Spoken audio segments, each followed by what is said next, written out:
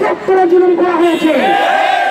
আজকের এই দিনে আমরা সবাই সমবেত হয়ে তাদের কাঁধ মিলিয়ে ঐক্যবদ্ধভাবে আমরা বর্তমান সরকারকে জানাতে চাই। কি জানাতে চাই? আমরা এক সপ্তাহ সময় দিলাম। এক সপ্তাহ সময়ের মধ্যে সারা বাংলার যুব সমাজের, ছাত্র সমাজের প্রাণের দাবি ন্যূনতম 35 অনত বিলম্বে বাস্তবায়ন করতে হবে। নতুবা আমরা বৃহত্তর সমাবেশে যাব ইনশাআল্লাহ। ওই সমাবেশ থেকে সারা বাংলার ছাত্র সমাজ একত্রিত হয়ে ওই দিন ইনশাআল্লাহ আমরা দাবি বাস্তবায়ন করে দিব।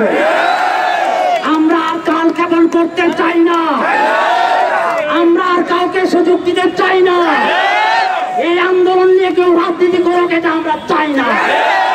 অনতি বিলম্বে শুনে রাখুন তরুণ সমাজ, মন খুলে হৃদয়ে যেটা বিশ্বাস করি মুখ দিয়ে সেটা আনছি, মুখ দিয়ে সেটা বলছি। আপনারা ঐক্যবদ্ধ থাকবেন। এই দাবির ব্যাপারে কেউ যদি রাজনীতি করতে না পারে সেটা ঐক্যবদ্ধ থাকবে।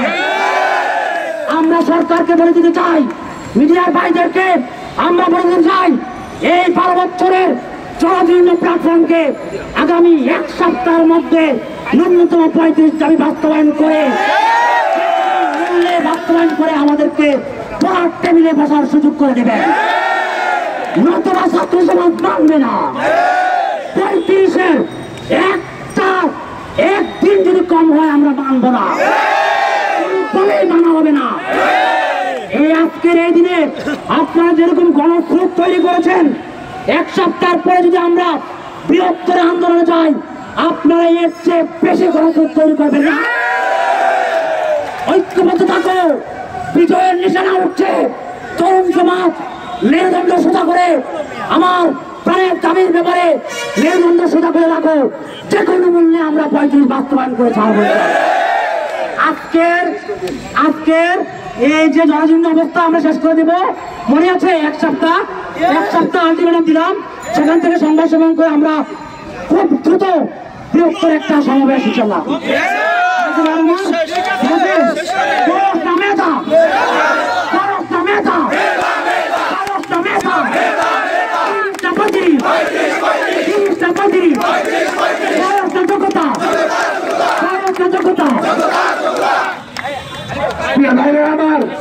আজকের আলটিমেটাম পরবর্তী সমাবেশের শেষে আমরা একটা কথা সতর্ক করে দিতে চাই।